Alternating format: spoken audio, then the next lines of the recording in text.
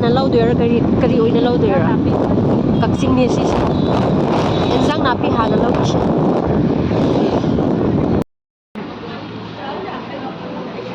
kay lawsya cucumber ये से cucumber से क्या केजी de 60 है kg ma pibiyo cucumber hana lawse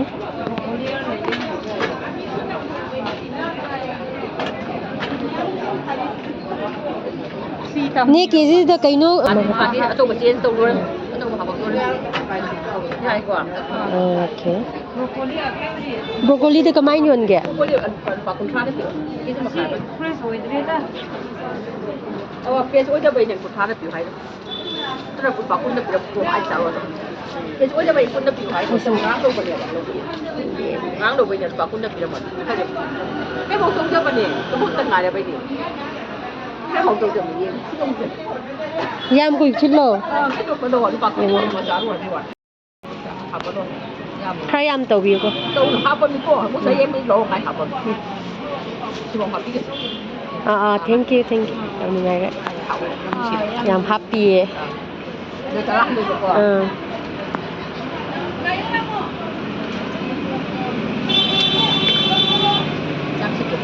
yam sil lo yam sil ko ma cake lo kre yen sa lo se ada mamang da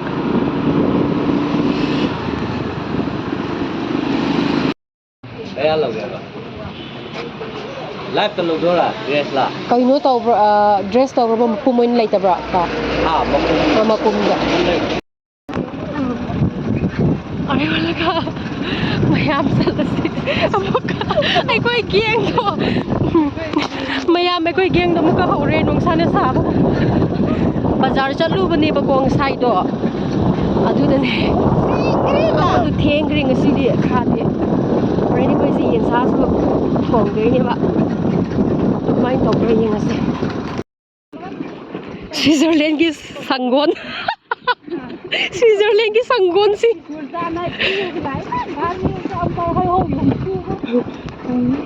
lambi doi utharake yengo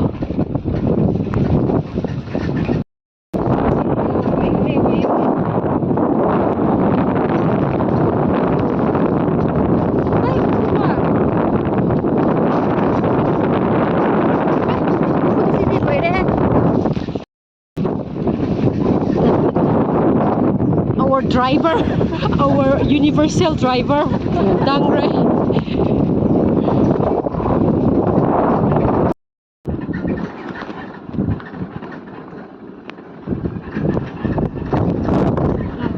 si mapam si pong ni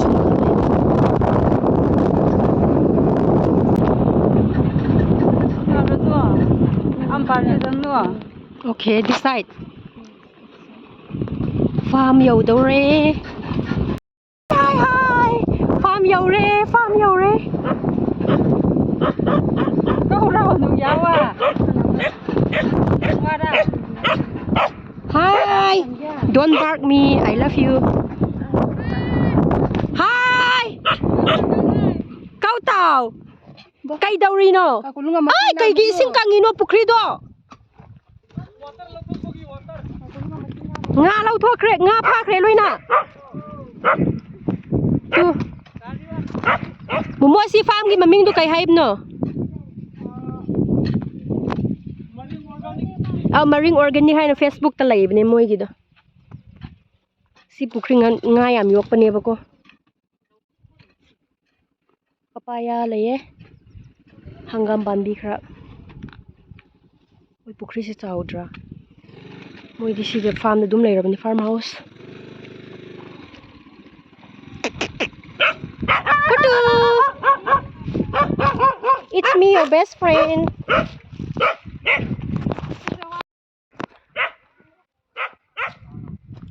Yore hey Tosma ayo I really miss this place farm yore mayam imanabi hoi farm ni bako si pukri laye pond ꯑꯁꯤꯁꯦ ꯄꯨꯈ꯭ꯔꯤꯗꯤ ꯅꯠꯇꯕꯅꯦꯕ ꯁꯣꯝ ꯀꯩꯅꯣ ꯖꯪꯒꯜꯗꯒꯤ ꯂꯥꯛꯄ ꯏꯁꯤꯡꯅꯦꯕ ꯍꯥꯏꯗꯤ ꯑꯁꯣꯝ ꯃꯊꯛꯇꯅꯦ ꯎ ꯋꯥ ꯀꯛꯊꯠꯇꯕ ꯏꯁꯤꯡ ꯌꯥꯝ ꯑꯗꯨꯝ ꯂꯩꯕꯗꯣ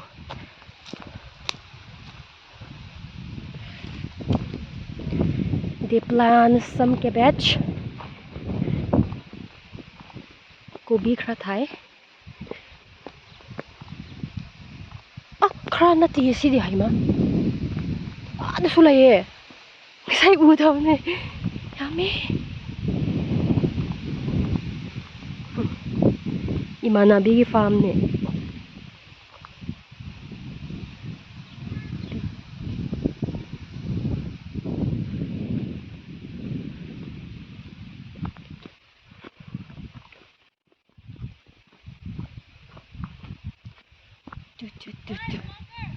Yes, my bestie, Candy. Post tabi. Ay ma, yam sexy oye si banana tree do. Kylie Jenner gumain mathun yam sawe. Do mayam yengo mathun ku saw do. Asi the stream lay. Ising later male. Camera se sengdabagi ising lay tu wet ising lay tu mayam ising lay this is my niece say hi hi she's very smart ningol akoi post tabi bela hedit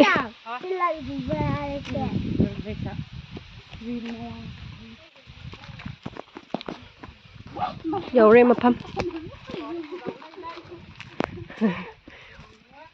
ꯎꯁꯨ ꯌꯥꯝ ꯂꯩ ꯁꯤꯗꯤ ꯏꯟꯁꯥꯡ ꯊꯣꯡꯕ ꯍꯧꯔꯁꯦ ꯃꯌꯥꯝ ꯊꯦꯡꯉꯅꯤ ꯍꯧꯔꯁꯦ ꯌꯧꯔꯦ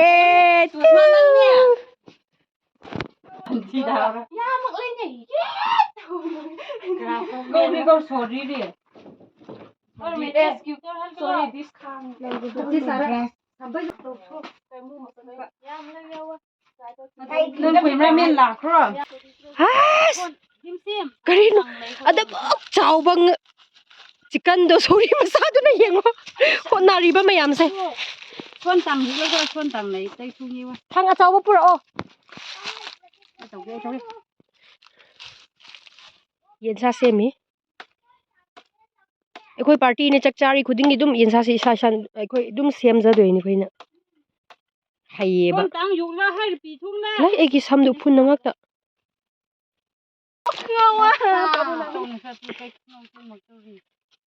ꯅꯪꯒꯤ ꯋꯥꯏꯠꯇꯣ ꯂꯣꯏ ꯄꯥꯛꯑꯅꯤ ꯎꯐꯨꯜꯁꯦ ꯂꯥꯏꯝ ꯂꯩ ꯀ꯭ꯌꯨꯁ ꯍꯥꯎ ꯂꯥꯛꯁꯅꯨ ꯃꯆꯤꯟꯖꯥꯛ ꯆꯥꯕ ꯂꯥꯛꯏꯅꯦ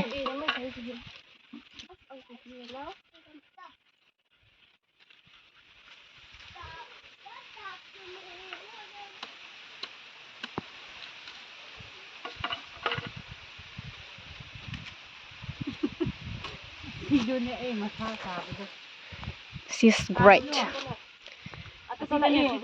That's why I call her perfect.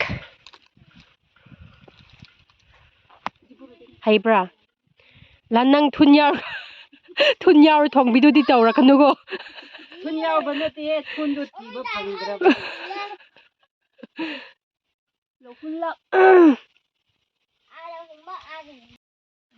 Loidore semba loidore. Ay khupu phulwa. Kay dorge. Ay mutuda fambata lage loigalening. Karigi. Loire. Sure loire sidi.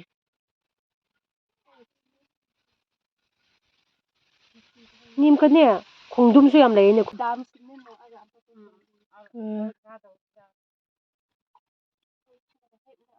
Nani chikalaw ha. Kau chikalaw. Oh my god. Nung yam sit le.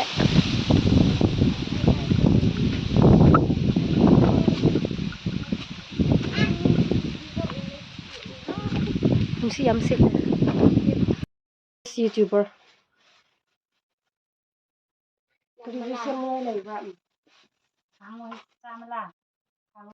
ꯀꯩꯅꯣ ꯁꯤꯗ black ꯄꯤꯡ ꯑꯃ ꯆꯥꯛ ꯊꯣꯡꯒ ꯂꯩꯔꯝꯃꯤ black ꯄꯤꯡ ꯑꯃ ꯂꯤꯁꯥꯗꯣ ꯁꯤꯗ ꯀꯟꯅ ꯋꯨꯠꯇꯅꯦ ꯃꯩ ꯍꯧꯔꯦ ꯆꯥꯛ ꯊꯣꯡ ꯂꯩꯔꯝꯃꯤ ꯏꯟꯁꯥꯡ ꯊꯣꯡ ꯈꯥꯡꯁꯤ ꯔꯦꯗꯤꯅꯤ ꯍꯥꯏꯅ ꯔꯦꯗꯤ ꯂꯩꯔꯦ ꯈꯥꯡꯗꯣ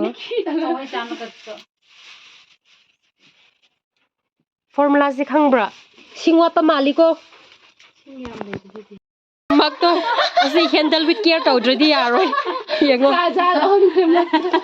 ꯌꯦꯡꯉꯣ handle with care and love ꯀꯣ ꯕ꯭ꯔꯣꯀꯟ ꯍꯥꯔꯠ ꯃꯌꯥ ꯌꯥꯎꯗ꯭ꯔꯦ ꯑꯌꯥ ꯁꯤ ꯀꯔꯤꯅꯣ ꯑꯌꯥ ꯅꯨꯡꯁꯤꯌꯦ ꯇꯨ ꯌꯦꯡꯉꯣ ꯎꯠꯊꯔꯒꯦ ꯃꯔꯤꯡꯒꯤ ꯃꯛꯅꯦ ꯃꯔꯤꯡꯒꯤꯅꯦ ꯑꯁ ꯅꯥꯒꯥ ꯀꯨꯀꯤ ꯃꯩꯇꯩ ꯍꯣꯏ ꯍꯩꯔꯨꯅꯨ ꯍꯧꯖꯤꯛ ꯂꯥꯟ ꯃꯇꯝꯅꯤꯅ ꯀꯤꯖꯩ ꯑꯁꯤ ꯀꯩꯅꯣꯅꯦ ꯃꯔꯤꯡꯒꯤ ꯃꯛꯅꯦ ꯌꯦꯡꯉꯣ ꯁꯨꯃꯥꯏꯅ ꯏꯁꯤꯡ ꯁꯨꯃꯥꯏꯅ ꯀꯣꯠꯄꯅꯦꯕ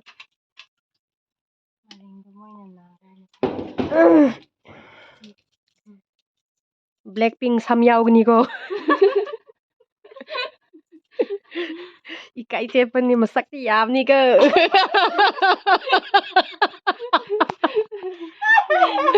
ꯁꯛꯇꯤ ꯗꯥꯞꯄꯅꯤꯀꯣ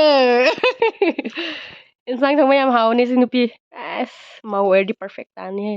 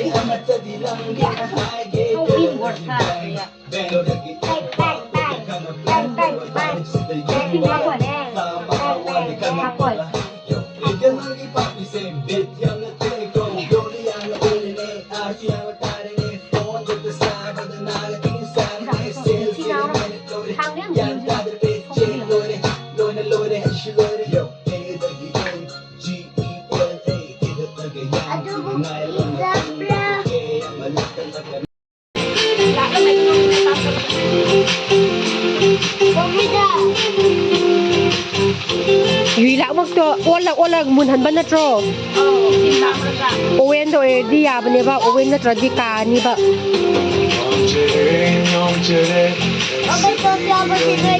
ꯁꯂꯥꯗ ꯁꯦꯝꯕ ꯍꯧꯔꯦ ꯑꯗꯨꯗꯣ ꯇꯣꯉꯥꯟꯅ ꯊꯝꯃꯣ ꯐꯦꯡꯅꯤꯉꯥꯏ ꯁꯂꯥꯗꯀ ꯄꯨꯜꯂꯅꯨ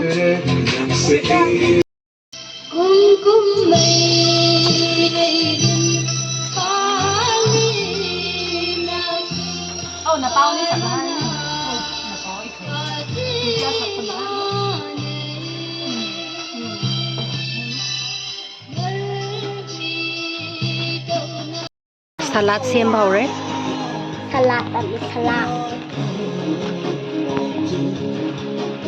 Ka hawdong ta. ꯀꯥꯔꯦ ꯑꯁ ꯍꯥꯎꯕꯅꯤ ꯍꯣꯔꯦꯟ ꯆꯥꯕ ꯀꯥꯟꯗꯗꯤ ꯍꯥꯎꯒꯗꯧꯕꯅꯦ ꯑꯣꯋꯦꯟ ꯅꯠꯇꯕ ꯌꯥꯗꯦꯅ ꯌꯨꯝ ꯇꯧꯔꯗꯤ ꯑꯃꯨꯛꯀ ꯊꯦꯡꯅꯤꯅ ꯍꯧꯀꯣ ꯐꯦꯡ Sido na ha kaino male khoile chatdo. Ha. ꯅꯪꯒꯤ ꯀꯦꯃꯦꯔꯥꯗꯨꯕꯨ ꯎꯕ꯭ꯔꯥꯅꯦ Uye. Kaigi ising thakpro. ꯊꯛꯇꯦ ꯃꯅꯝ ꯌꯦꯡꯕꯅꯦ ꯁꯦꯡꯕ꯭ꯔꯥ ꯂꯨꯕ꯭ꯔꯥ ꯂꯨꯗꯕ꯭ꯔꯥ ꯍꯥꯏꯕꯗꯨ ꯌꯦꯡꯕꯅꯤ ꯐꯦꯡꯕꯅꯦ ꯁꯦꯡꯗꯣꯛꯄꯅꯦ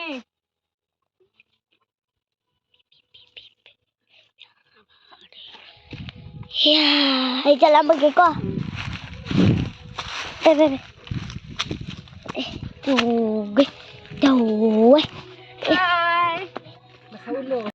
ꯋꯥꯎ ꯑꯩꯒꯤ ꯅꯤꯁꯀ ꯏꯕꯥꯅꯤ ꯃꯨꯛꯕꯥꯡ ꯇꯧꯔꯒꯦ ꯁꯂꯥꯗꯀ ꯌꯦꯟꯁꯥ ꯂꯩꯔꯦ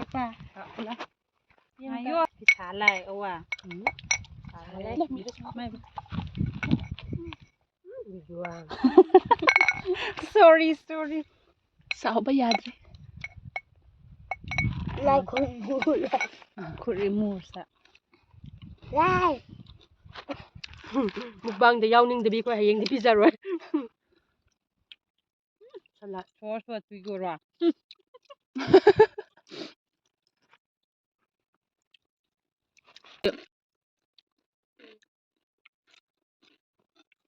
อ้ายชิม titi ตำ chawa phajana chawa Wa đâu đi. Wa đâu đi. Hôm nay chúng ta Titi hảo bra. chúng ta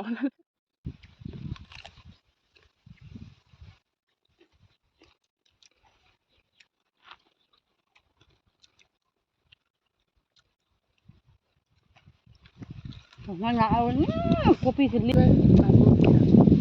ha. apa lagi baru kopi.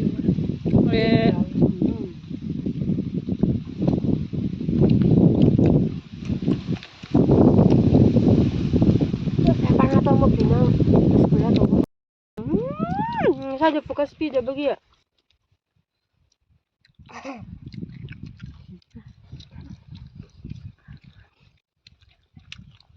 ibani bunok ti basab ni moina Iya na bang do. Cái chăm này bà. Nó thao hay là hai vợ tôi có chơi tự ra sắp lên.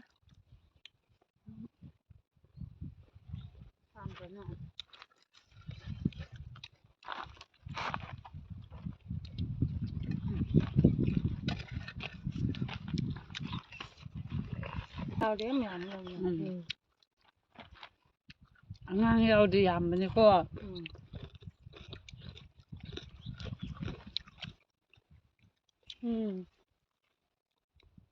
Now hay you go.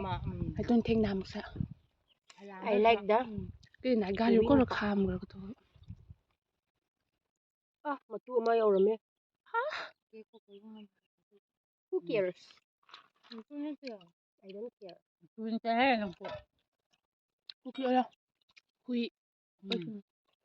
Huy nha, Huy nha. hui ni hui Dạ đến. Chưa. Mà trai.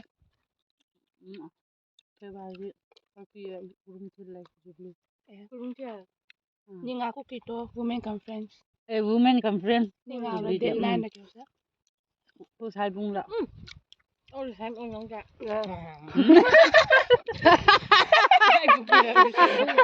Lấy được. pia assisting in dia treatment bagi a chaw bang ti thi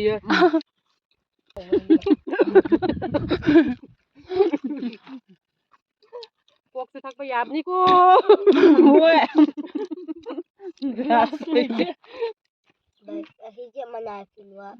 The last night stay. Hả? ala Ami dar. Si ate. ha Sao? wa chi e ti yes oh ya ka chai ba Hàng ngày rồi là. Hôm nay là ngập ba mặt trời ạ. Siyang may day ko ako ay yung dam na. Ano ay yung dam na?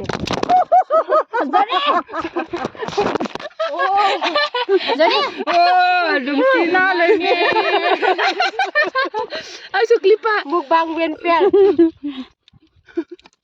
Cái gì biết là. Khúc lạc. Còn chân như bao đó. Đi ba. Maya nga sa gido ay gido camera scan ta ba yun? Camera stand lấy rồi. Ay tri ba sa. Nang gipud yaw eh. Sit ama. Khúc pa sa ba do? Sorry.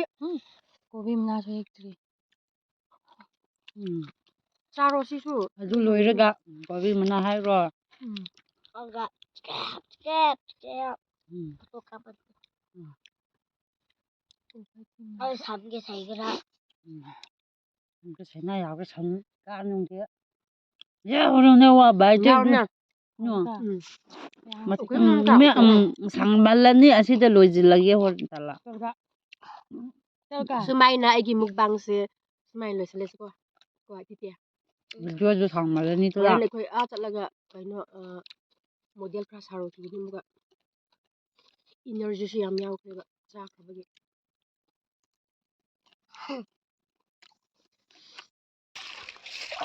phiêng đua xa bà lưỡi kìa Plastic ni yap no. Em á anh sẽ quay bây giờ xe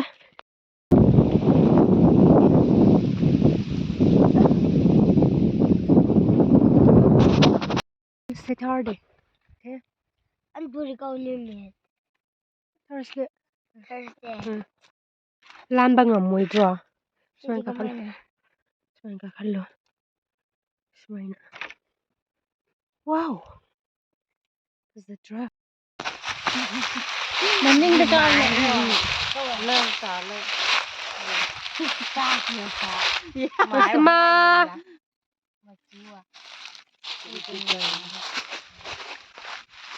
Hi. Kapu. Foto. Kapir ito. Hayro. Makasa na siya. Kap. Hazadihar ka kapwa ito.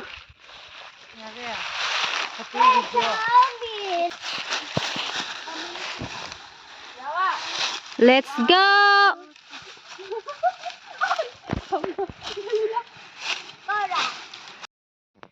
Mayam, ako'y picnic tuloy re. Ako'y mukbang tuloy sa le. Yung halagi ko. See you on my next video.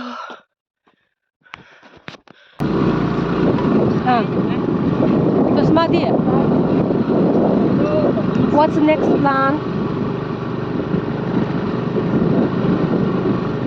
Why not? Next plan na. Next plan is in Impal. Mayam, bye-bye. Yung halagi. Ako'y mukbang sulay sa nikre. Atuga. Kari, ato pa di. Photocop. Photo diam ka po ito. So di yam kap rin. Photo diam ka po. Yung ginatap. Photo diam ka po. Photo sabi ito.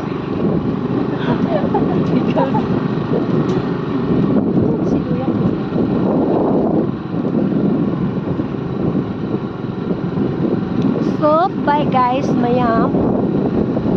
See you in my next video. Bye-bye. Take care.